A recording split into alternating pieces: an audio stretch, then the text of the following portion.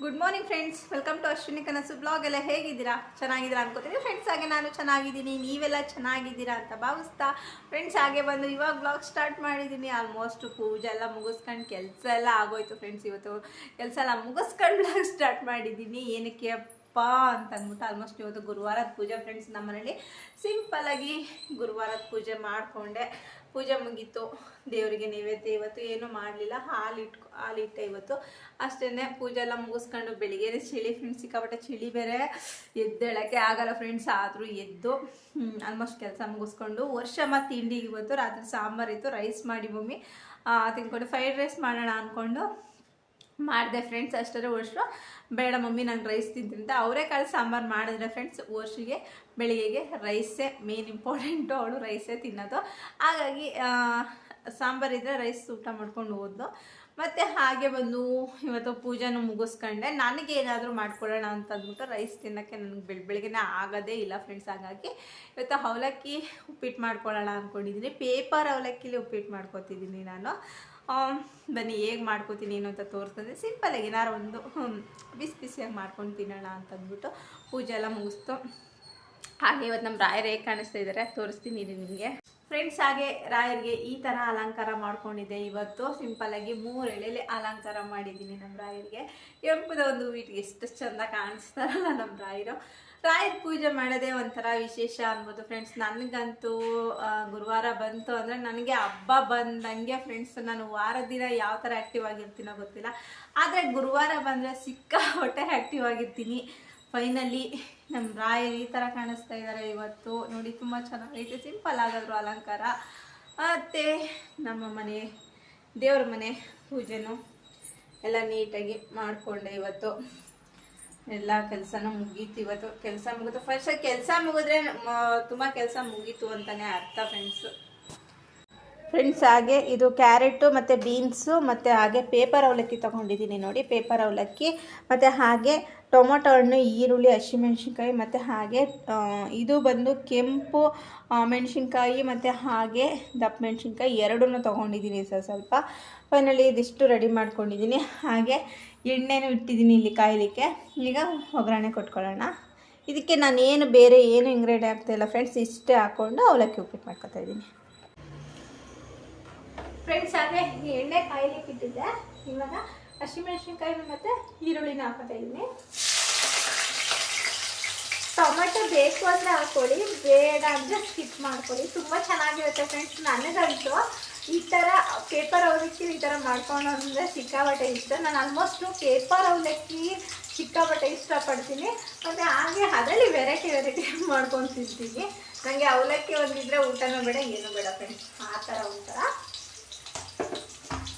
ಹಾಗೆ ಕ್ಯಾರೆಟು ಮತ್ತು ಹಾಗೆ ಬೀನ್ಸು ಫ್ರೈಡ್ ರೈಸ್ಗೆ ಅಂತ ಮಾಡಿ ಇಟ್ಕೊಂಡೆ ಫ್ರೆಂಡ್ಸ್. ಎಲ್ಲನೂ ರೆಡಿ ಮಾಡಿ ಇಟ್ಕೊಂಡೆ. ಫ್ರೈಡ್ ರೈಸ್ ಮಾಡ್ಕೊಳ್ಳೋಣ ಬೆಳಿಗ್ಗೆ ತಿಂಡಿಗೆ ಅಂತಂದ್ಬಿಟ್ಟು. ವರ್ಷ ಅಷ್ಟರೊಳಗೆ ಫ್ರೈಡ್ ರೈಸ್ ಬೇಡ, ನಾನು ಅನ್ನ ಸಾಂಬಾರು ತಿನ್ಕೊಂಡು ಹೋಗ್ತೀನಿ ಅಂದ್ಬಿಟ್ಟು ಅವಳು ಅನ್ನ ಸಾಂಬಾರು ತಿನ್ಕೊಂಡು ಹೋದ್ಲು. ಅದಕ್ಕೆ ತರಕಾರಿ ಹೆಚ್ಚಿದ್ದು ಯಾಕೆ ವೇಸ್ಟ್ ಮಾಡ್ಕೊಬೇಕು ಅಲ್ವಾ? ಅದಕ್ಕೆ ನಾನೇನಾದ್ರು ಮಾಡ್ಕೊಂಡು ತಿನ್ನೋಣ ಅಂತ. ಒಬ್ಬೊಬ್ಬರೇ ತಿನ್ನೋಕ್ಕೆ ಬೇಜಾರು, ಆದರೆ ನಮಗೂ ಹೊಟ್ಟೆ ಅನ್ನೋದಿದೆಯಲ್ವಾ, ಅವ್ರಿಗೋಸ್ಕರ ವೆಯ್ಟ್ ಮಾಡಬಾರ್ದು. ಬರೀ ಇನ್ನೊಬ್ರು ಇಷ್ಟನೇ ನೋಡ್ಕೊಂಡು ಹೋದ್ರೆ ನಮ್ಮ ಇಷ್ಟಕ್ಕಿರೋರು ಯಾರು ಫ್ರೆಂಡ್ಸ್? ನಾನಂತೂ ಫ್ರೆಂಡ್ಸ್ ಎಂತ ತಿನ್ನಬೇಕು ಅಂದರೆ ಮಾಡ್ಕೊಂಡು ತಿಂತೀನಿ. ಆದರೆ ಅವಾಗಲಿಂತ ಇವಾಗ ಸ್ವಲ್ಪ ಕಡಿಮೆ ನಾನು ಮಾಡ್ಕೊಂಡು ತಿನ್ನೋದು. ವರ್ಷಮ ಇದ್ರೆ ಎಲ್ಲ ಮನೆ ರುಚಿಗೆ ತಕ್ಕಷ್ಟು ಒಂಚೂರು ಉಪ್ಪು ಹಾಕೊಂಡೆ.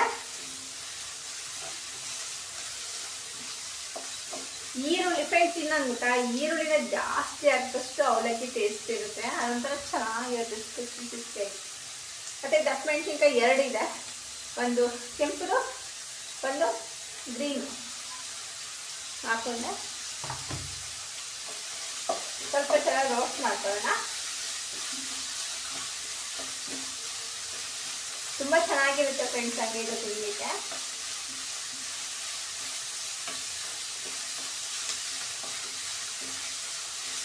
ಏನಾದ್ರು ಒಂದೊಂಥರ ಸ್ಪೆಷಲಾಗಿ ಚಳಿಗೆ ಮಾಡ್ಕೊಂಡು ತಿನ್ನಬೇಕು ಅಂತ ಅನ್ನಿಸ್ತಾ ಇರುತ್ತೆ. ಅದನ್ನು ನಾನು ಮಾಡ್ತಾ ಇರ್ತೀನಿ. ಇವಾಗ ಸೋಂಬೇರಿತನ ಆಗ್ಬಿಟ್ಟಿದ್ದೀನಿ ಫ್ರೆಂಡ್ಸ್. ಹಂಗಾಗಿ ಯಾರು ಮಾಡಿಕೊಟ್ರೆ ತಿನ್ನಬೇಕು ಅನ್ನೋ ಸ್ಟೇಜ್ ನಮ್ಮ ಅಷ್ಟು ಸೋಂಬೇರಿ ಆಗ್ಬಿಟ್ಟಿದ್ದೀನಿ. ಆದರೆ ಅಮ್ಮ ಮಾಡ್ಕೊಡ್ತಾರೆ ಫ್ರೆಂಡ್ಸ್. ಅಮ್ಮ ಮನೇಲಿದ್ದರೆ ಪಾಪ ಅಮ್ಮನೂ ಇವಾಗ ಕೆಲ್ಸಕ್ಕೆ ಹೋಗ್ತೈತೆ, ಬೇಜಾರಾಗ್ತಿದೆ ಫ್ರೆಂಡ್ಸ್. ಅಮ್ಮ ಮನೇಲಿತ್ತು ಇಷ್ಟು ದಿನ, ಅಲ್ಲಿ ಇವಾಗ ಕೆಲ್ಸಕ್ಕೆ ಹೋಗ್ತಾ ಇದ್ದಾರೆ. ಅದೊಂಥರ ಬೇಜಾರು ನಂಗೆ. ನಿನ್ನೆ ಮೊನ್ನೆಯಿಂದ ನಮ್ಮಮ್ಮನ ಆಲ್ಮೋಸ್ಟ್ ಮನೇಲೇ ಇದ್ದವ್ರು ಇವಾಗ ಕೆಲ್ಸಕ್ಕೆ ಹೋಗ್ತಾರೆ ಅಂದರೆ ತುಂಬಾ ಬೇಜಾರಾಗುತ್ತೆ. ಒಂದೊಂದು ಹೆಣ್ಮಕ್ಳನ್ನ ಎತ್ಕೋತಾರಲ್ಲ ಫ್ರೆಂಡ್ಸ್, ಚಪ್ಪ ನಿಜವಾಗ್ಲೂ ನಿಜ ಎಲ್ಲ ಗಂಡು ಮಕ್ಳಿಗೂ ಹೇಳ್ತಲ್ಲ, ಒಬ್ಬೊಬ್ಬರು ಗಂಡು ಮಕ್ಳು ಇರ್ತಾರೆ ಏನಕ್ಕೆ ಪ್ರಯೋಜನ ಗಂಡ್ಮಕ್ಳು ಅಂತಾನೆ ಗೊತ್ತಿಲ್ಲ ಫ್ರೆಂಡ್ಸ್. ನಿಜಲ್ಲಿ ಹೇಳ್ಬೇಕಂದ್ರೆ ಅಷ್ಟು ಬೇಜಾರಾಗ್ಬಿಡತ್ತೆ. ಗಂಡ್ಮಕ್ಳು ಅಂತ ಅಂತೀವಿ, ನಮ್ಗೆ ಹೆಸರು ಕೊಡ್ತಾರೆ, ಕೀರ್ತಿ ಕೊಡ್ತಾರೆ, ವಯಸ್ಸಾದಂಥ ಕಾಲಕ್ಕೆ ನಮ್ಮನ್ನ ನೋಡ್ಕೊಂತಾರೆ ಅನ್ನೋದು ಅದೆಲ್ಲ ಭ್ರಮೆ ಫ್ರೆಂಡ್ಸ್. ನಿಜವಾಗ್ಲೂ ಒಂದು ಕಾಲದಲ್ಲಿ 100ಕ್ಕೆ ಒಂದು 50% ಹುಡುಗರು ಗಂಡ್ಮಕ್ಳು ಚೆನ್ನಾಗಿ ನೋಡ್ಕೊಳ್ತಾರೆ ತಂದೆ ತಾಯಿನ. ಇನ್ನು 100ಕ್ಕೆ 100 50ಕ್ಕೆ 50 ಗಂಡ್ಮಕ್ಳು ಮಾತ್ರ ತಂದೆ ತಾಯಿ ಇರಬೇಕಪ್ಪ, ಈ ವಯಸ್ಸಲ್ಲೂ ದುಡಿಬೇಕಾ ಅವರು ಅನ್ಸ್ಬಿಡುತ್ತೆ. ಮತ್ತು ಇನ್ನೊಂದು ನಮ್ಮ ಜೊತೆ ಬಂದಿರಿ ಅಂತ ಹೇಳಿದ್ರೆ ಅಮ್ಮನಿಗೆ ಅವ್ರಿಗೆ ನಮ್ಮ ಮೇಲೆ ಡಿಪೆಂಡ್ ಆಗೋಕ್ಕೆ ಅವ್ರಿಗೆ ಇಷ್ಟ ಇಲ್ಲ. ಯಾಕಂದರೆ ಕೊಟ್ಟೆಣ್ಣು ಕುಳುಕೋರಿಗೆ ಅಂತ ಅಂದ್ಕೊಂಡು ಹೆಣ್ಮಕ್ಳ ಜೊತೆ ಅವ್ರಿಗೆ ಇರೋಕ್ಕೆ ಇಷ್ಟ ಆಗಲ್ಲ. ನಾನು ಎಷ್ಟೋ ಸಲ ಹೇಳಿದ್ದೀನಿ, ಬಂದು ನಮ್ಮ ಜೊತೆ ಇದ್ಬಿಡಿ ಅಮ್ಮ, ಸುಮ್ಮನೆ ಏನಕ್ಕೆ ಒಬ್ಬರೇ ಇರ್ತೀರಾ ಅಂತ. ಆದರೆ ಅಮ್ಮ ನಮ್ಮ ಜೊತೆ ಇರೋಕ್ಕೆ ಇಷ್ಟ. ನನಗೆ ವಯಸ್ಸಾದಂಥ ಕಾಲಕ್ಕೆ ನಾನು ಅತ್ತ ಕುತ್ಕೋತೀನಲ್ಲ ಅಂಥ ಟೈಮ್ಗೆ ಬಂದಿರ್ತೀನಿ ಅಂತ ಹೇಳ್ತಾರೆ. ತುಂಬಾ ಬೇಜಾರಾಗುತ್ತೆ ಫ್ರೆಂಡ್ಸ್. ಒಂದೊಂದು ಗಂಡು ಮಕ್ಳು ಎತ್ಕೊಂಡಾಗ ಅವ್ರ ಜೀವನ ಕಟ್ಕೊಂಡು ಹೋದಾಗ ತಾಯಿದೇ ಪರಿಸ್ಥಿತಿ ಏನು ಆಗ್ಬೋದು ಅಂತ ನನಗಂತೂ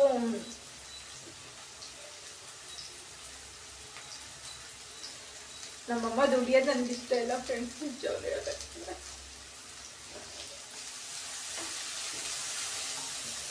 ಆದ್ರೆ ಏನ್ ಮಾಡೋಕ್ಕಾಗುತ್ತೆ, ಅವ್ರು ನಮ್ಮ ಜೊತೆ ಬಂದು ಇರಕ್ಕಿಲ್ಲ,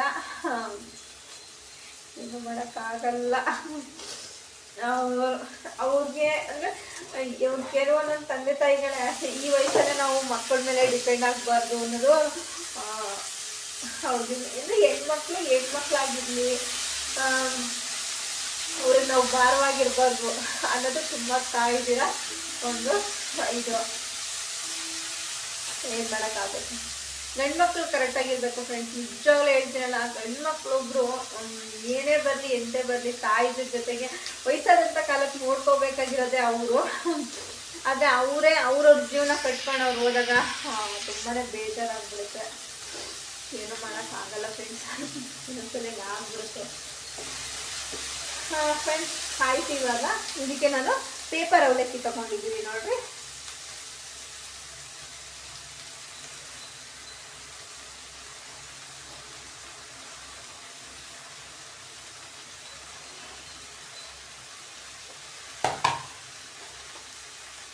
ಇದಕ್ಕೆ ರುಚಿಗೆ ತಕ್ಕಷ್ಟು ಉಪ್ಪು ಹಾಕ್ತಾ ಇದ್ದೀನಿ.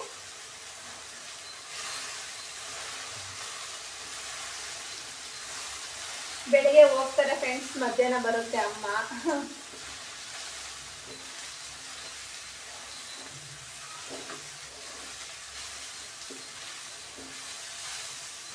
ಫ್ರೆಂಡ್ಸ್ 18ಗೆ ಫಟಾಫಟಿಗೆ ಚೆನ್ನಾಗಿರುತ್ತೆ ಫ್ರೆಂಡ್ಸ್. ಒಂಥರ ಟೇಸ್ಟ್ ಆಗಿರುತ್ತೆ, ಸಿಕ್ಕಾಪಟ್ಟೆ ಚೆನ್ನಾಗಿರುತ್ತೆ. ಇದೊಂಥರ ಅವಲಕ್ಕಿ ತಿಂತಾನೇ ಇರಬೇಕು ಅನ್ನಿಸ್ತಿದೆ ಫ್ರೆಂಡ್ಸ್, ಅಷ್ಟು ಚೆನ್ನಾಗಿರುತ್ತೆ ಅವಲಕ್ಕಿ. ಇದು ತರಕಾರಿ ಬೆಂದಿದ್ದಕ್ಕೆ ಅವಲಕ್ಕಿ ಹಾಕೊಂಡು ಈ ಥರ ಒಗ್ಗರಣೆ ಕೊಡೋದು ಅಷ್ಟೇ, ಎಷ್ಟು ಚೆನ್ನಾಗಿರುತ್ತೆ ನೋಡ್ರಿ. ವರ್ಷನೂ ಈ ಥರ ಮಾಡ್ಕೊಟ್ರೆ ಇಷ್ಟಪಡ್ತಾರೆ, ಅವಳು ಇಷ್ಟಪಡ್ತಿದ್ದಾಳೆ.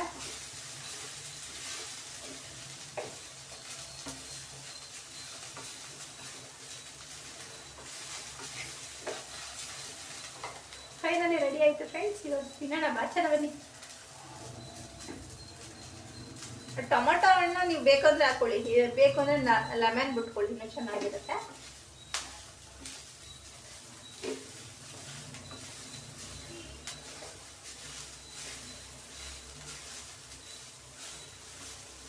ಆಯ್ತು ಫ್ರೆಂಡ್ಸ್, ಬನ್ನಿ ತಿನ್ನೋಣ.